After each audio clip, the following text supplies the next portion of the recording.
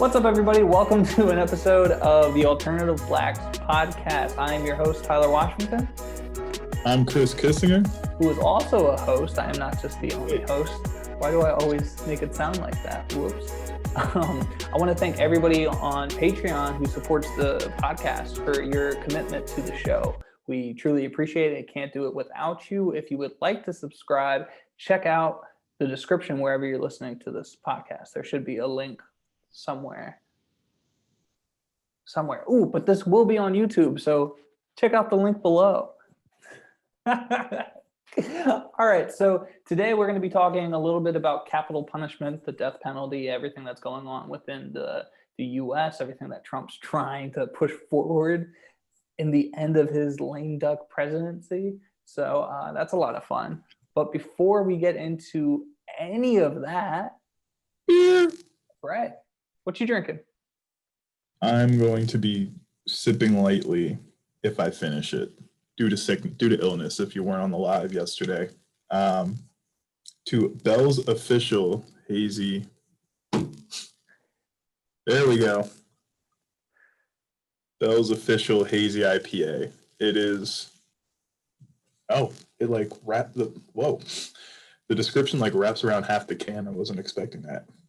Pungent American hops combined with wheat and Pilsen malts result in a smooth, aromatic, juicy IPA. Gotta love it, juicy. Yeah, so for those of you that are listening, we aren't recording our episode the way that we normally do because of some health concerns. We weren't sure what was going on with everything, so we decided to make sure that we were responsible and did this in a nice, socially distant way. So we're doing a Zoom call right now. That's why we're not drinking the same beer like we usually would. Right. That being said, I am drinking Trogues Perpetual. Classic. This guy here though is a 6.4%. You can't rate it a 6.4. It's only on the side. Rating on this one. I've had it before, so I'm gonna call it. It's probably a 4.25. Okay. I haven't had that before. I just saw it for the first time the other day and just didn't pick it up. But yeah, I've seen it around because it just reminds me of baseball for some reason. It's like the lettering. Oh yeah, definitely, 100%. It just looks like ballpark, and I think that design stuck out to me. Would it be a good ballpark beer? Yeah. Listen. Sure. Compared to a standard ballpark beer, that's a low bar to hit. So, Milwaukee's Best. As long as it's not a festivity ale, I think it'll be good. That was the worst experience ever. And we were still new to craft beer at that point when we were at, was this Sixers game? Sixers game. Yeah, and we had the festivity ale, Festivus ale, or whatever the hell it was from Goose Island. Fastidious. I don't know. So in the past, I have given Trogues Perpetual a 5, and that might drop. Ooh, yeah, you should definitely drop that. Because there are beers far superior to this that I have given far less than a 5. Yeah, like a certain... We don't talk about this. All right? All right, so that was our quick beer reviews. You want to get into the sample game? Yeah, let's do it. We don't have a sample game intro like we do for beer. Right. We need to. We'll develop that. Sample game. That's right. Right. We'll have the soundboard once we finally get the money from the Kickstarter. Thank you for everybody that was a part of that. But once we get that purchased, I have those 6 sound slots. We'll have our beer intro music. We'll have our sample game, and then we got to figure out what the other 2 is. Something probably related to Bill Burr. Yeah, has to be one of them. Don't listen to me. I don't read. So I'm trying. Why don't you go ahead and do your sample? I'm not sure how this audio is going to work the best. headphones right now, and I'm just gonna play it through the speakers, and hopefully you'll be able to hear it. Does that sound good? I don't hear anything. Oh no, what happened? I'm gone? No, I hear you, but I don't hear the music. Oh, I didn't try it yet. Oh, okay.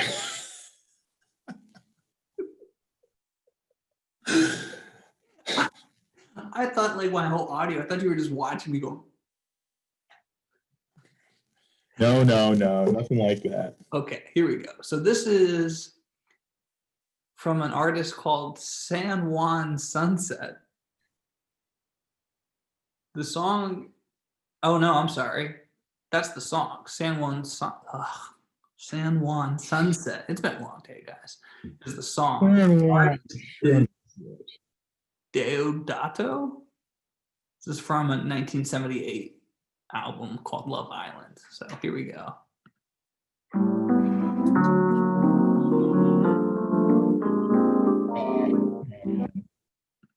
You got it? It's Paris, Tokyo, man. Right. That's right. Here we go. Here is Lupe Fiasco, Paris, Tokyo. It was really easy, but.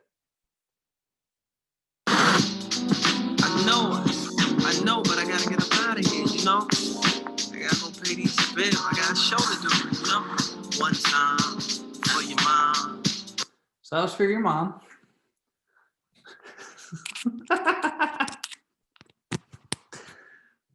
Who gave me a podcast?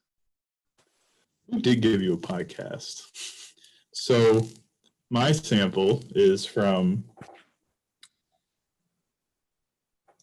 The Propositions, 1972, called Do Whatever Turns You On, Part 2. Yeah. All right, let's see here. Here we go.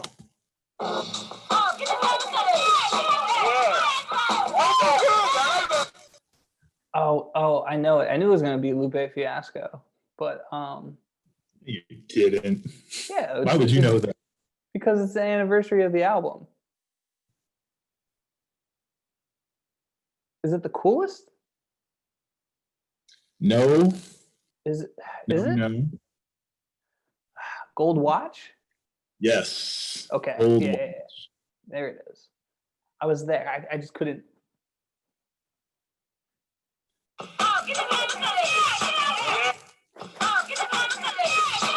See how we were on the same wavelength today? Absolutely, man. You gotta shout it out. Back in 2007, I believe, The Cool came out, so it is now 13 years old today. Shout out to Lupe Fiasco, who clearly watches this podcast, watches it, listens, watches, Anything, you know. He's watches, gold watches. I like what you did there. I don't. I'm not proud. All right, I guess we should get into the episode. Like we're winding down in 2020. It's finally coming to a close. So, you know, we're kind of in these final stages of the show year, and kind of, you know, the next episode will probably just be more of a reflection on the times, what's been going on. Lost my train of thought. Sorry, I'm like, I need to get these headphones. This No, headset. I saw you do that. I was like, I don't know what to do. So it'll be a reflection of what 2020 has been like for the show. Kind of try to establish what 2021 will look like for us. So hopefully we're going to be seeing some. With this vaccine that's come out, we'll see a little more freedom, and we'll potentially be able to start bringing in more and more guests and go to see more people, meet new friends. And figure out this Zoom call thing probably by then, have it mastered. Yeah, as soon as we master this, we won't need it. But we decided that, actually, Anador put it as a good question to talk about the death penalty or capital punishment. And this was in the wake of, what is his name? It was We Uh, today.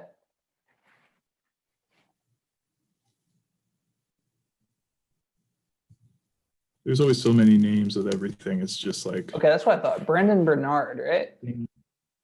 Brandon Bernard received the death penalty for a crime he committed when he was 18. And it's crazy because a lot of people were saved from the death penalty for things that they did when they were 17 or younger, because they made it illegal for the death penalty to be enacted on a minor when they committed the crime if they were a minor. So, you know, it's just that cutoff. But once again, it's kind of like in certain situations, you could say, yes, this person is fully grown. But then again, like, it's still a kid at 18. The more and more, you know, we get older, I think I start to realize that 18 is still a kid. You Very know? much so. I mean, I definitely believe in certain communities, certain individuals are forced to grow up a lot quicker, but I still believe that 18 is a very young age. You're still learning a lot. You might feel like you know a lot, but true lived life experiences, you're really just getting started, I think. Or there could be an argument being made there. There are people that are paying bills already. There are people that are, you know, driving, fully employed, and doing all these other things. But yeah, there's so much potential life to be lived at that point that it's just it's you're still young, you're still impressionable. I think in general, I just have a problem with the death penalty in itself, and it doesn't really come down to an age for me. I think that's where I'm at. Yeah, I wholly agree with you on that. And the thing is, like, the death penalty that rule was changed so late in the game. It's very recent. I can't remember exactly what year it was, but it's extremely recent. And I don't like the death penalty either. And you know, I don't like the whole prison system in this country. And I think that's kind of like the microcosm of everything, because in other countries where crime rate is way lower, recidivism is next to nothing, it's because they're actually rehabilitating people, not just throwing them away and worsening their troubles in a lot of cases, especially if they did something so minor like something like a small drug offense when they were a kid, like 18. And Now, to be clear, this wasn't a small drug offense. no. That's not what I'm referring to in this situation. I know. I assume most of our listeners are of like mind, and so the explanation wasn't needed. It's the off chance that someone's listening knows the background on this case. I was like, oh yeah, but he you know, he lit a fire with these two people in the trunk, and the autopsy showed that the one person wasn't dead and died from suffocation. So he did murder people. It's just like I hear you there, but at the same time, so this guy murdered so these people can murder? Yeah, and once again, it's not like the way the prison system works and the way the justice system works. I mean, just because you committed a crime or a murder, right? It doesn't mean you automatically that the death penalty is all you're getting. Like, the state has to push for that and try to push upon the jury the death recommendation of the death penalty, and then it's the judge's decision whether to give the death penalty or to give a lesser crime if they go after a lesser crime or a lesser sentence. Right. And so you get all of these different biases together into one place. You know, it's a recipe for disaster for, you know, minorities in this country.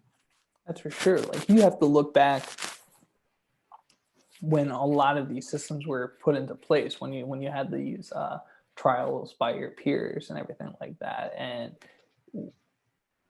I don't have to go through a bunch of statistics. I don't have to do a lot of research to even surmise that there was a lot of Black people on trial who got death sentences who were innocent.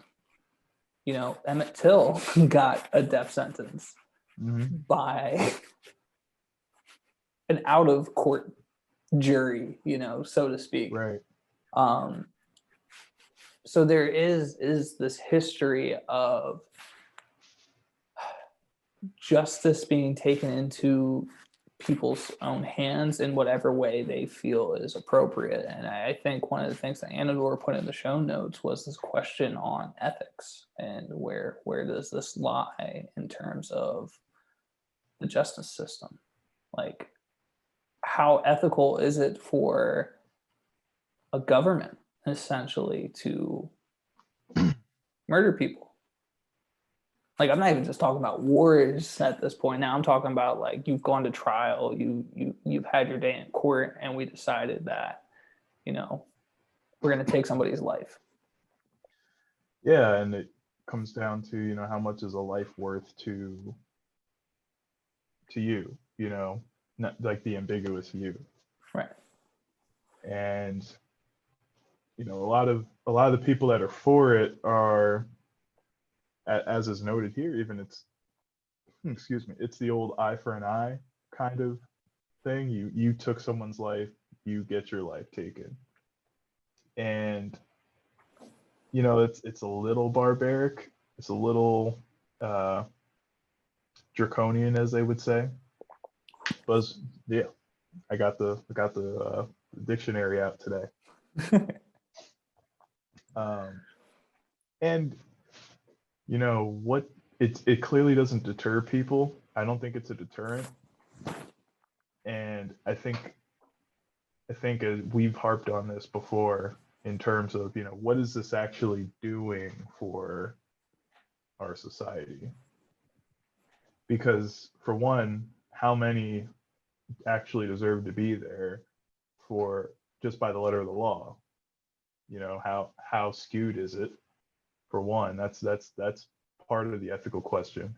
And that's before you even get into the ethics of killing someone anyway. It's also compounded by the fact that, okay, you're taking someone's life, but you're also putting people in this pipeline that probably shouldn't be there just because of what they look like or where they come from. So it's once again, it's the machine kind of working against a disadvantaged group of people that had less opportunities to succeed in life. And so you have a bigger pool essentially to pull from for this pipeline. And it just so happens that if you look a certain way, there's a bigger chance you're going to get put into that pipeline versus the next guy. No, I completely agree. And I think as I was thinking about this more, it reminded me about our conversation on, you know, gentrification and, you know, when it comes, and then also the conversation about quote unquote black on black crime, all these other things. And it to me always ends up a issue that's happening further back before we even get to this point. So for instance, with this, talking about the death penalty, right? We're here at the death penalty. And what we're seeing is the staggering number of Black men, you know, being executed. But what it goes back to is the prison system itself. You know, if it weren't for the prison system and the justice system that exists in the way that Black men in particular are mass incarcerated, this might not even be a conversation point to this extent. But because you see this crazy number of people, disproportionate like amount of people, particular people being arrested and put into the system, and pipelines that exist to funnel people into this, it does get to this point, and then the numbers are staggering the way that they are. Well, Tyler, it's the exact same thing. Well, I'm not going to sit here and act like craft beer is the same as the prison system, but it's the same exact thing with a brewery contributing to gentrification in their location. Their clientele is what it is. They're doing nothing to help the area around it, which isn't inherently, outside of context, isn't inherently bad. If they were in a suburb, they'd be fine. But if you're ignoring all of the socioeconomic and racial issues that are leading to your, placement in that area, there's a little bit more of baggage that comes along with you owning a business and profiting in that area. If from a moral standpoint, it's not the same thing. There's a skewed board. And that's why we harp on that all of the time. And it's the same situation here. You can't just do the same thing in every single situation morally the same way. Right. It's different depending on the context. I agree. Wow, today's just been interesting. It's been a long day, like personally, at home, long week, and I know you're recovering from your Illness. Yeah. So anyone that's listening and going through this with us, it's going to be a different type of energy. We're not together, and yeah, I just wanted to put that out there again, because I don't know if you're feeling it. I'm definitely, just in a different headspace than normal. Yeah, man, it's definitely different. But once again, it's our first time doing this, and we've just come off it's been a week. that is right. It's been a week. Let's go over some of the background information on what we're talking about a little more specifically through these show notes. We're talking about capital punishment. This is from like Thursday and Friday, December 10th and 11th. Alfred Bourgeois. That's a French. I would say probably Bourgeois. And Brandon Bernard executed with nearly 24 hours of one another. First time the death penalty has been enacted during presidential transition since 1889. Brandon Crazy. Bernard, 40, received death penalty for a crime committed when he was 18. The Supreme Court denied a petition to delay execution by 2 weeks so attorneys may have time to prepare an appeal for clemency. So this part right here gets to me because I was listening to like a show from like 2016 that was talking about, there's a lot of firms out there that really work hard to make sure that people don't get executed, that they file these appeals, that they present it to the Supreme Court. So when you hear something like that where it says the Supreme Court decided to allow something to happen, to me that's huge. That says a lot about these people sitting in the Supreme Court, because that's a very conscious decision to allow a life to be taken. Yeah. Right. And I think that's where a lot of these issues come to head, I guess. I just cannot fathom in a rational mind, in a calm manner, making that decision. Heat of the moment type of stuff, when I can't blame anyone for defending themselves. I can't I could see how somebody could take a life in order to defend their life.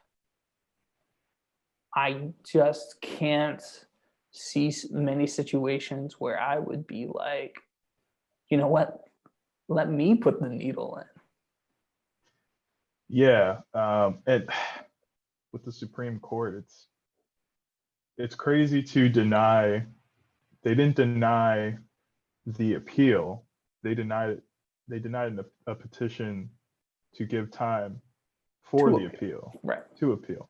Now, it would be taking to go for clemency would be to take it out of the court's hands and put it in a politician, like a public official's hands. But at the same time, you know, you have to ask the moral question here. And that whole sentence there, just like that whole idea just kind of like rubs me the wrong way, or doesn't sit right with me. To push it, basically, let's get this guy killed before, they do something about it.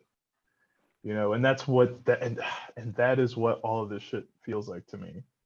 It feels like Trump is now like pouting, and he's like, we're gonna push all this shit through, and we're just gonna start killing people. And it appeals to a certain type of audience, the same audience that feels like Trump actually won, and that it strengthens the admiration and love for this person, for Trump. It's just feeding the flames. It's putting fuel onto the fire. It's getting these people enraged, and there's so much that's going on currently, and I think that's also where I'm struggling today, is because we are coming up to the end of 2020, and what a shit show. Yeah, man. It's been a horrific year. There's no redeeming qualities overall. Not at all. So as we continue with this story, Brandon's execution garnered a lot more public outrage and momentum than that of Alfred, right? We, especially me, I saw more about Brandon than I had about most people. And I think what's interesting here to note is, before January 20th, and that would be the transition of power, correct? Right. There are 3 more federal executions already planned. Yeah. It's pretty sickening. Yeah, and I think, I forget, there was an article that said something about the numbers of executions in total being like the number of that trend going down a little more, but it's still, I think this year alone, there's going to be more executions than there were states. And so that's still a number to think about. Right. It has been decreasing, but it's still a thing. Yeah, it would be kind of comparing it to COVID, really, in my mind. It's like the numbers might decrease, which they're not, they're increasing. Yeah, they're increasing. Yeah, but it's still a thing. It's still something that needed to be something for people to be concerned about, because it would be like looking at COVID during the summer, as numbers declined and people stopped worrying about it so much, then we see this huge increase. And it's because of this attention that's not put, this focus that's not there. And I think that's where we need to be careful going forward. And I think this is why this is a good conversation to be had. It's, you see things happen and then you stop paying attention and things build back up again. Sort of like when we talk about the Black Lives Matter movement, with everything that happened with George Floyd, Breonna Taylor, everything like that, in the public eye, you see these things happening. We were talking about this on the live. Negro League is finally part of like MLB stats. but you can't shift the focus away from how is the MLB actually treating this? What is actually happening? What do those C-level positions look like, right? How are we actually making more progress? And I think that's what it is for me, is the death penalty numbers you see declining, but what's happening?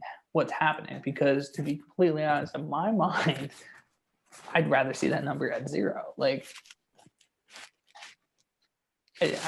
I don't know. I'm very logical a lot of the times when I try to make decisions. I try, if I feel like I'm making a decision out of emotion, I try to step away from it for a little bit so that I can make it based on the facts that are presented to me. And sometimes my decisions or the way I move in life can come off cold and heartless because of that, because it's very calculated. It's very like, this is what I want to do, and this is how I want to shift this, and I might lose a relationship here. And I think to have that type of thought process, or at least that's how I try to approach things, I still, again, don't see too much benefit, if any benefit at all, towards the death penalty. There is none. I mean, the only benefit is like the victims' families might feel better knowing he's gone or she's gone. But that's not even the case most of the time. They might feel good about that, but it still doesn't really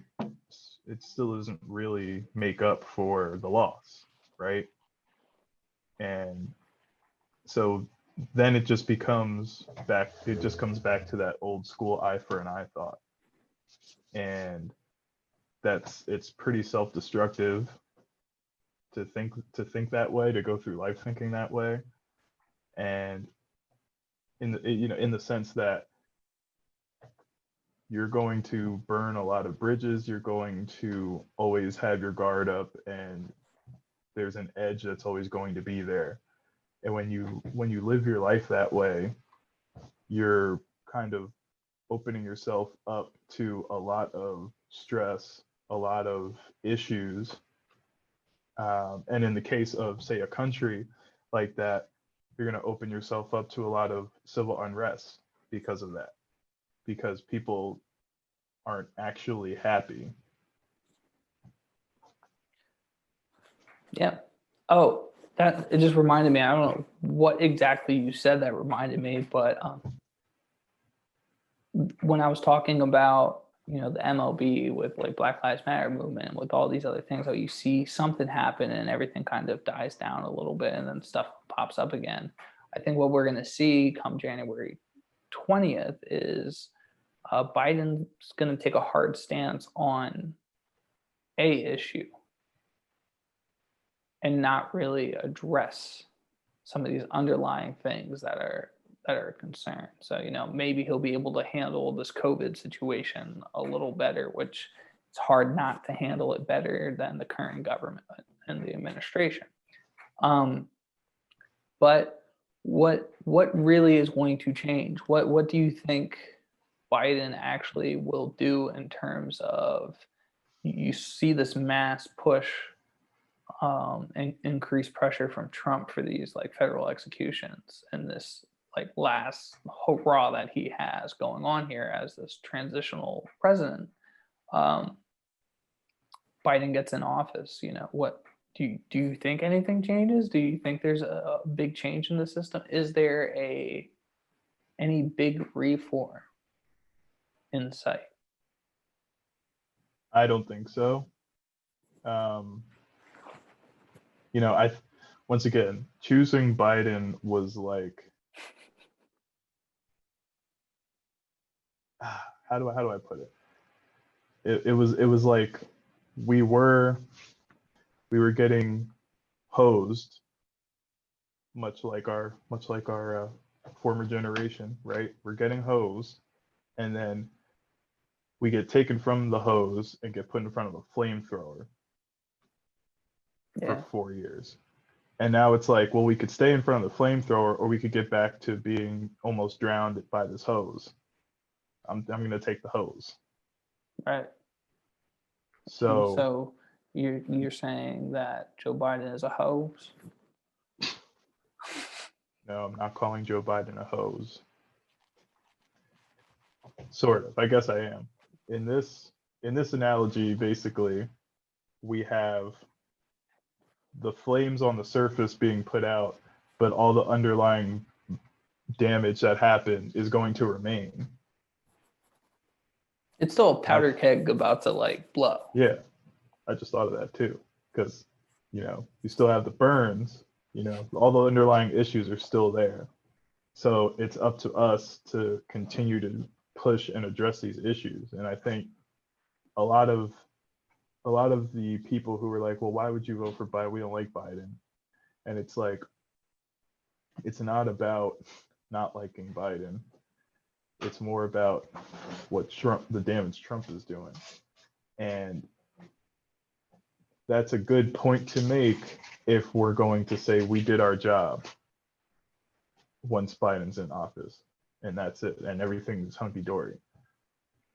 But that's no response to someone who's saying, listen, we're just trying to take the next step, and we can't do that with this guy in office. And clearly that's the case here with his little last hurrah going around, executing people left and right.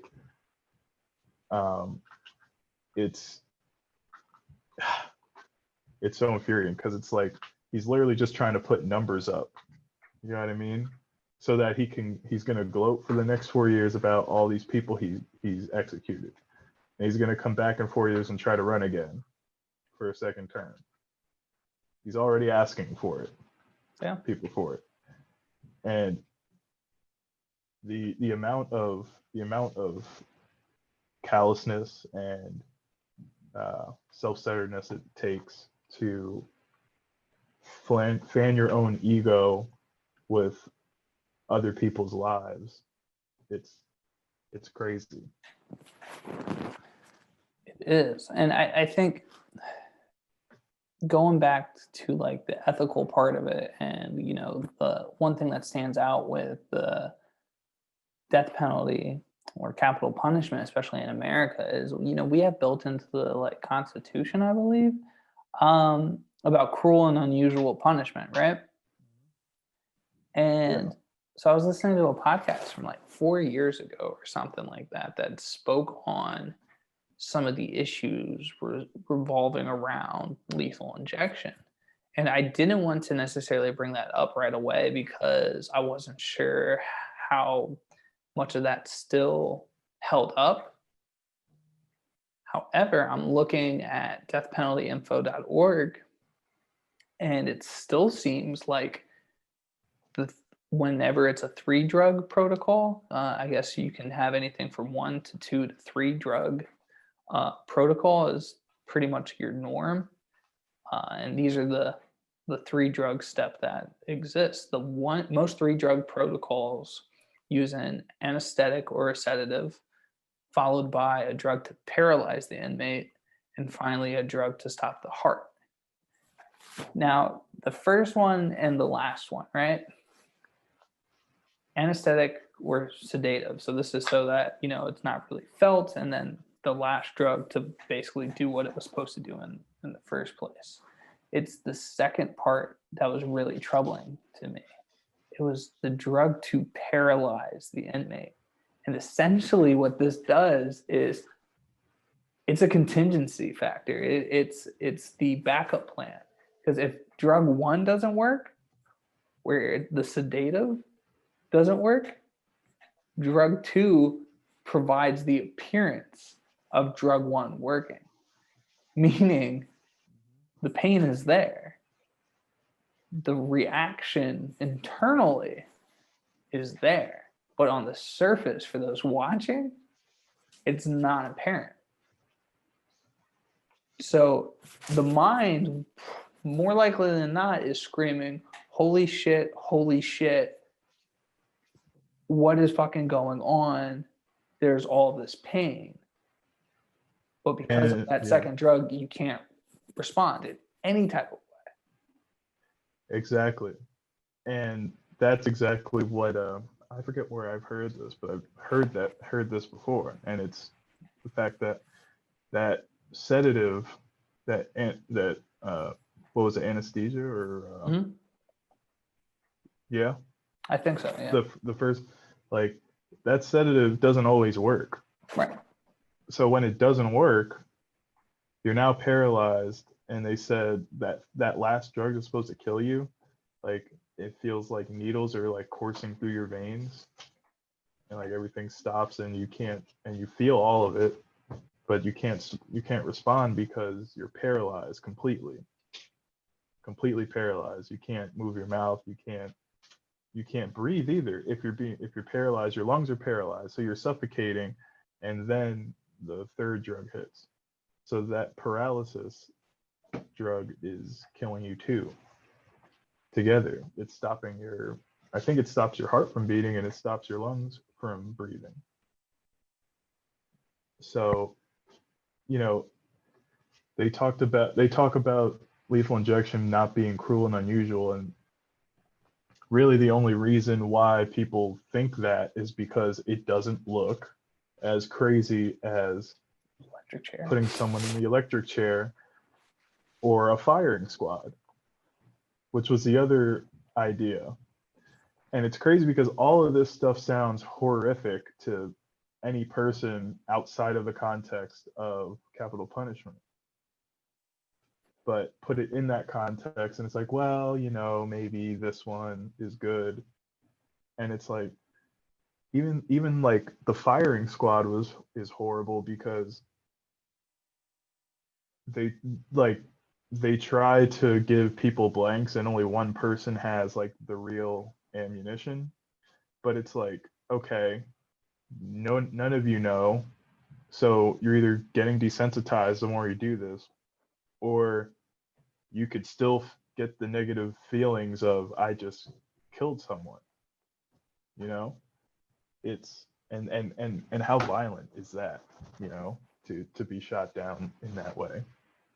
So I don't, there isn't a real way to do it, a real good way to do it. And it's dramatized all the time throughout history and historical accounts, historical films, with like the guillotine or being quartered, things like that, or being hung, being lynched. Methods of killing, like organized methods of killing someone, and all of that we seem to hold ourselves above that Right. level. But how much more horrific is that compared to any of these methods we use now? I don't see it. No, I don't at Personally, all. you're still killing someone. They're still feeling it happen in real time before they die. So I just don't, I can't subscribe to any of this not being cruel and unusual. Yeah. And to continue on with kind of our viewpoint on this, I've seen this next number kind of vary. I saw it as high as 43, but I'll go with this lower number.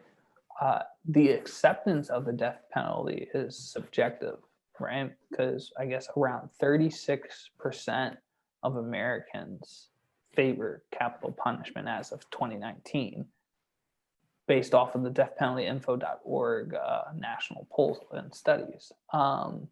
So anywhere between 36 to 43%.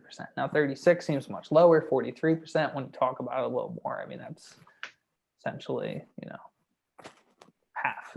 Close to half, yeah. Right. Yeah. So it seems like us as a nation are very divided on this, but I think another thing that stood out to me when I was listening to this documentary about the lethal injection method was the way that the US went about it. And I guess you could even go back and see there was an issue with there was a shortage of one of the drugs that was used in this like drug cocktail, right? And so it literally led to states like asking other states if they had any extra to spare. And this one is kind of funny. I had to chuckle because Stephen Colbert was doing a report on this, and he said, he goes, literally, like he had the email, so he was like, in an email asking for it, once the other state said that they could supply some, the response from the other state was, "Thank you, you're a lifesaver." I had to laugh. But so as this study was going, that they were looking around and they were contacting all these different companies that the US was getting the particular type of drug from. And when these different firms were asking around, said, "Do you know what this order is being used for?" A lot of these different organizations were unaware. They were just supplying, they were filling an order without understanding that, okay, this order going to the US isn't used in the same type of practice that you would use this for, because part of it is supposed to be one of the 3 drugs is a life-saving drug. It's not a life-taking drug. So even there, you have this like weird moral ambiguity where you're using a life-saving thing to take life. Right. It's so fascinating to me. It's horrific, really. It's less fascinating as it is horrific. Yeah, it's like beating someone over the head with a fire extinguisher. Yeah. Beating somebody over the head who is on fire. Yes, with a with fire extinguisher. Or suffocating them in the foam, I guess would be a little more appropriate What, there. you shove it down their throat and pull? Yeah, exactly. Hold still. We're gonna get fired. Okay, moving on. Fire. Flames burn. Ha ha ha ha. All right, so We're on fire. I think this makes it even more abundantly clear that we need a producer during these recordings, because that got out of hand. Oh my god! But there's a couple more notes that we have here, more specifically talking about the racial disparity in executions before we wrap this up, and then we can just kind of finish on some closing thoughts, and not necessarily all about the death penalty, but just things in general. I think we need to end a little more lighthearted. This was a little tougher of a conversation to get through. Yeah, To be honest. yeah, it's really tough, and it's a morbid topic and conversation dealing directly, and it's even more morbid when you take into account all the things that we've always been talking about. You know, you just see some people that are just way too close to the fire here, rather than them being in equal line for this type of danger. And it's dangerous. It's a dangerous world when you think about it this way.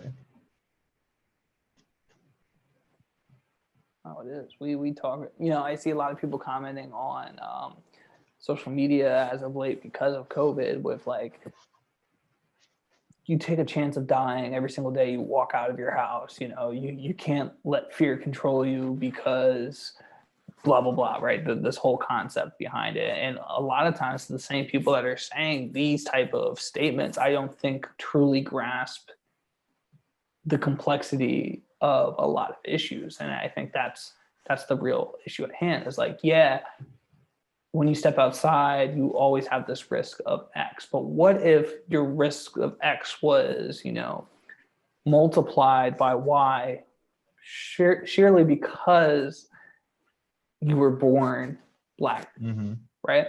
And that comes down to, every time you go onto the road, you have a chance of getting stopped by the police. It is amplified, and how lethal that could be is amplified because of all of these other statistics. And it goes back to COVID still, in the the risk of you walking outside to go to your job in the middle of this pandemic, because everyone else is like, well, I can't live in fear, because you're in an at-risk environment while other people may not be, and they choose not to live in fear. They are neglecting, again, the reality of certain individuals and how that is dangerous. If I go down to Philly during this whole time, I don't take the transit system. And it's two-part. It's I don't take the train because I can afford not to, and because I know there are people who can't afford to not take the train, who have to get to a specific place via the train, and because of how that can like hold on to that virus and those germs, I know I don't want to potentially have been carrying anything to cause them any harm, and I don't want to put myself in harm. But it's to be aware of that type of thing. I think that's how it all needs to be looked at in general. While in some people's perfectly bubbled world, if you commit a crime, you deal with the consequences. Might be how they see it, but it's very far removed from the actual reality of, if I go outside, I can be convicted of a crime just for being. And that's what it is for me. And until that's fixed, until somebody walking outside can't be wrongly convicted and then put to the death penalty, I don't think I'm ever going to change my views on the death penalty. Right. Absolutely. And it's crazy. It's a crazy kind of thing, because it's like, I think we've been more or less talking about a certain kind of death penalty since early in quarantine, with all of the police killings that have gone on. What's that but a death penalty? An unjust death penalty. But that seems to hold as little, the lives taken there seem to be held with as little regard as the ones that are actually on death row. Right. And if we're not going to have proper care and consideration of those lives, how are we going to sit back and say, this person who is actually convicted of a crime, okay, you know what, they don't deserve to die? Because apparently Breonna Taylor, it was okay that she was killed in her sleep, doing absolutely nothing in her own home. The amount of justification I've seen from people on that murder has been completely insane. And then when nobody was convicted or sentenced to a death penalty, like if you're going to be fair across the board, there's some people that were responsible, and if it's okay over here, it needs to be okay here. Mm-hmm. And I think that's where I again see a lot of issue, because this is somebody who literally, maybe now it might not even literally been asleep, just for those people that are out there and have looked deeper into this, right? Maybe it wasn't asleep, but the fact is, how did anybody? I get so frustrated with this. It shouldn't matter. Right. It shouldn't matter. It shouldn't matter.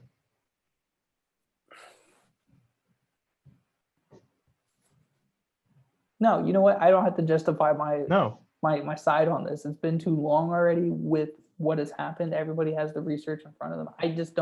I don't get the current place that we are in America. We say we are better than this or better than these countries because X, Y, and Z, but we still allow these horrific things to continuously happen. Who has a landline? Fall back. No, we have this capital punishment. We have this police brutality. We have these twisted fucking governments. Russia's about to fucking pull the plug on us. Like, quite literally is in every single fabric of our government right now. Yeah. It's insane.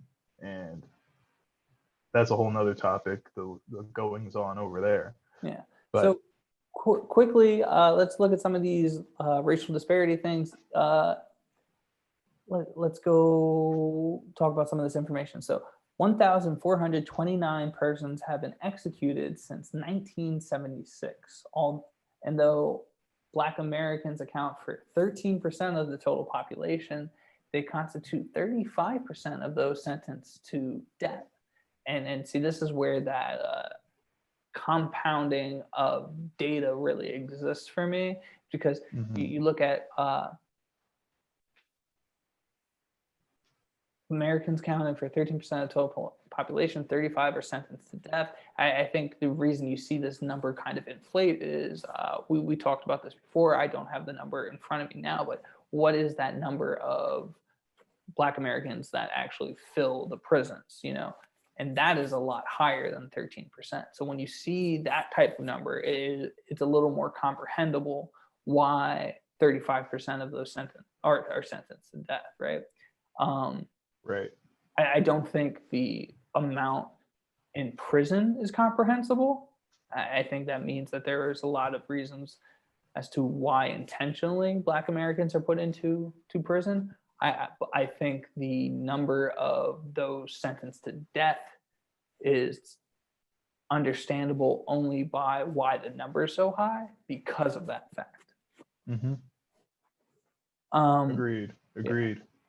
And persons executed for interracial murders, because we love to talk about Black on Black crime and white on white crime, and crime just tends to happen in the communities that people are from. So when you kind of force people to be in certain communities, you'll see a lot larger of numbers. But so when you're talking about a white defendant and a Black victim, it looks like only 21 have been executed. And when you look at Black defendant versus a white victim, 297 have been executed. Now, I don't know the actual numbers in terms of what that means percentage-wise, but still, that's staggering. It's very staggering, and it's not surprising though. I think once again, when we always harp on, this is kind of knowing what we know about the way the system works.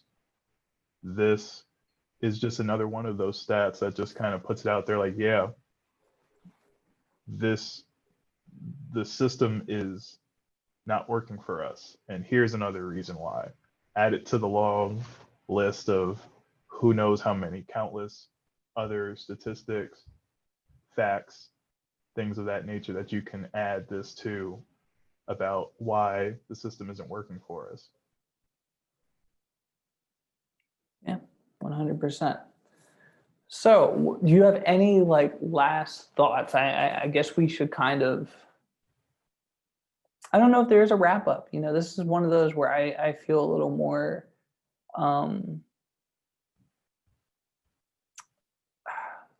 perplexed, I guess.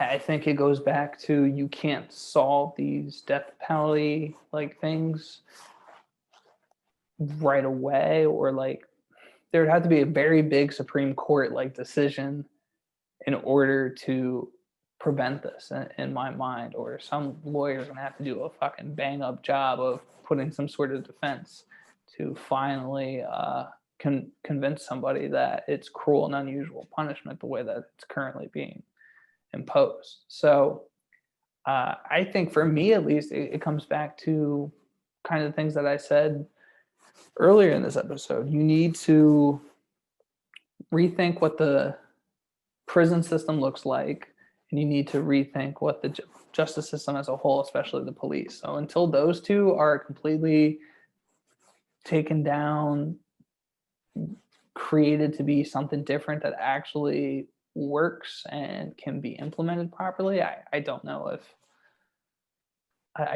what the solution is. I just think it's something that needs to be on people's minds. I think there's people a lot more intelligent than myself that are working on this and that have better thoughts and opinions, and maybe we can have this conversation over a beer with somebody that has a lot more information to provide to people. I just wanted to Absolutely. have this conversation to at least intro the thought. I think a lot of our conversations are meant to be just that, challenging of people's initial thoughts or preconceived perceptions on stuff. Yeah. I guess my kind of, not wrap up, but just kind of decompress from all this. I think talking about this right now is just kind of good for us to just get out everything. That we keep seeing. And I don't, once again, like you said, I don't have an answer for this. I would say, it's got to be, and when you think about it now, this is a much bigger undertaking. It's got to be at a state level, each state, right? Because not all states are death penalty states. Right. And when you look at the map of death penalty states, it's a little weird. It's kind of split geographically a little bit, as people might expect. And a couple of places that don't officially outlaw the death penalty, there are moratoriums on it. Pennsylvania being one of them. California and Oregon are the other two.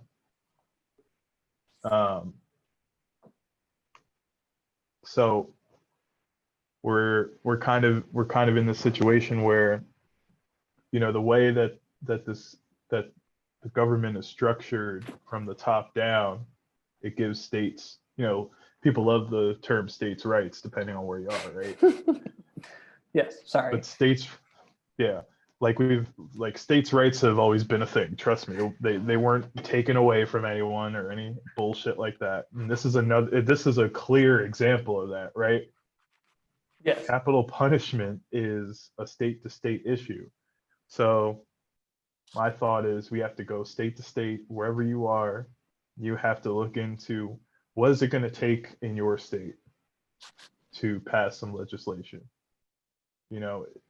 What's it going to take, and what did it take in other states? Were all these states, now this is stuff I don't know, were all these states originally against the death penalty and they just always have been? Or have some of these states removed the death penalty? Why is there an indefinite moratorium in 3 states versus complete legislation? There's clearly a changing of ideals there, at least, if there isn't some kind of financial thing behind it. But there's something that changed in the mind of someone to put the moratorium in place, right? So we have and West Virginia not having the death penalty, to me, is kind of crazy because it's West Virginia. But that's kind of where my head is with this, is like, go to each state wherever you are and look into what is it going to take to remove the death penalty.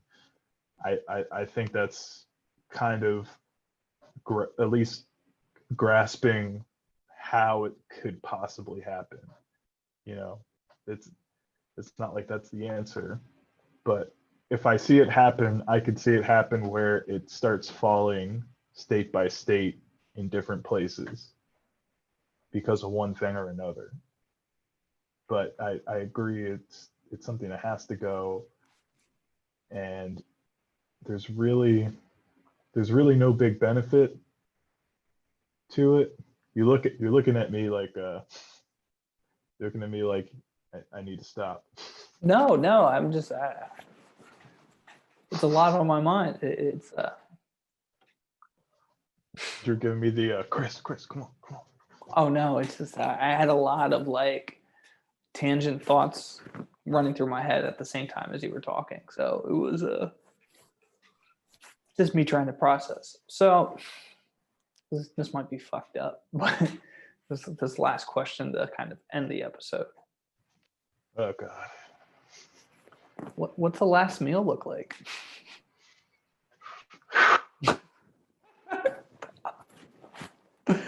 My last meal would be an endless buffet and you can't execute me until I finish. Bitch, I ain't never gonna finish.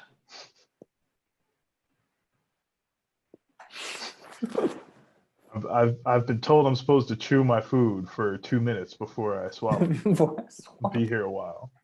Yeah. Like I've always wondered, am I allowed to have like one Like a last drink? libation? Yeah. Like, can I have a beer like to finish? I think like some of the famous people that were executed, you know, had like a beer. I think I remember reading like a famous last meal having like a beer or something. And see, I think I'd do it. that's the tough one for me is I don't know what would be my last beer. Now we're getting to the alternative blacks hot button questions. I had to bring it back to this. It's still not lighthearted, but it's lighter. A little lighter, yeah. Yeah. But I Much wouldn't like, want a light beer. I don't know if I'd want yeah. a light beer. I was about to try to make that joke, but you got it. Yeah, man. You know, man, it's tough. What's the best beer you've had? See, even that's a tough one because they're all so unique.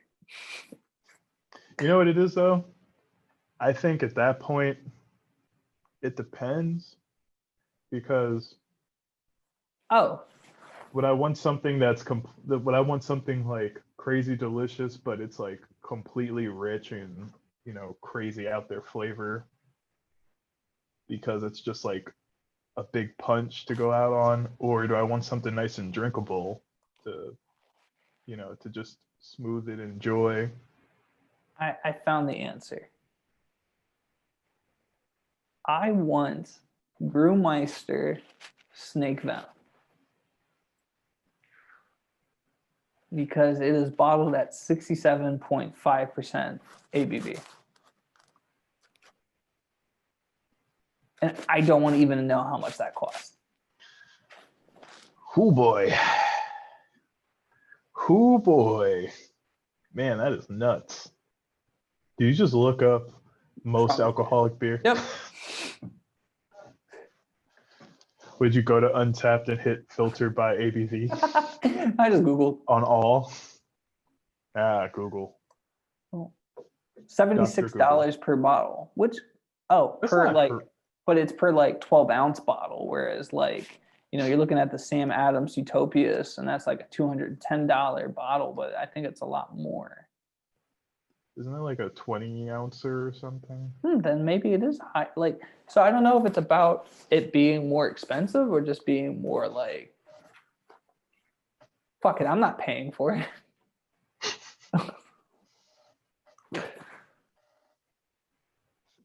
I wish there was a way to filter Untapped, like just go all beers and then just filter all.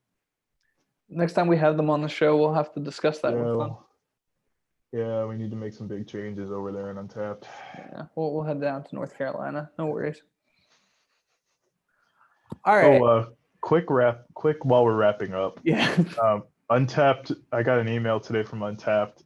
They're doing like a beer Untapped year in review, like Spotify does. Yes. Whatever. I didn't look at mine yet, but I got the email on it, so I'm interested to check that out. We should I'm post hoping. it. Yeah, I'm hoping. I've seen people, and I'm just like, where is mine at? Like, I'm kind of concerned. No, I'm gonna have to do like. Guess you didn't make the cut, buddy. I don't know what to tell you. Did the podcast get an email? No, I think it was just me. Wow. So that's fake. Fake news. That's how we'll wrap it up. Fake news. No, thank you everybody for tuning in. Usually the point that I would tell you to support us on Kickstarter, but we don't have a Kickstarter anymore, so support us on Patreon. Money is what I'm saying. No, thank you guys for paying attention. If you made it this far, you are a real one. This was a heavier conversation. As we said, we're going to kind of wrap up the old year. We're going to wrap up 2020 with just kind of some reflections and look forward to what 2021 potentially could be. So I'm very excited to have that conversation with you. And then we have a lot of really cool and interesting conversations coming up. We're going to talk about redlining and so much more going forward. So I hope you stick with us. If you have any questions, you can always hit us up in Gmail or on Instagram. Wherever you are following us, our information is there. So until next time. Peace.